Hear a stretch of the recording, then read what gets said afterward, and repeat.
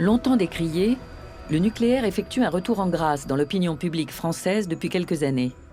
Un concept inédit, celui d'écologistes pro-nucléaires, est impulsé par une nouvelle vague de militants. En pleine soi-disant vague verte électorale, on ferme Fessenheim, on renvoie du CO2 dans l'atmosphère, on perd des emplois, on tue une région. Myrto Tripati, une ancienne cadre d'Areva, a créé l'association Voix du nucléaire. Au lendemain de la fermeture de la centrale française de Fessenheim, elle a organisé ce happening de citoyens devant le siège de Greenpeace.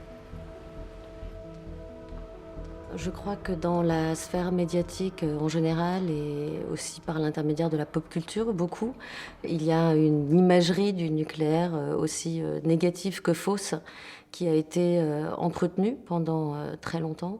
On a tous été des militants écolos, des sympathisants, des soutiens de Greenpeace avant d'être des partisans du nucléaire. Et c'est pour ça qu'on a fait ce happening, parce qu'en fait, c'était une manière de leur dire qu'on ne comprenait pas qu'ils trahissaient leurs propres idéaux, leurs propres convictions sur le climat et l'environnement, en faisant passer leur dogmatisme antinucléaire avant leurs préoccupations pour le climat. Historiquement, l'industrie nucléaire a utilisé des quantités d'arguments, le fait que c'était pas cher, le fait que c'était pas dangereux.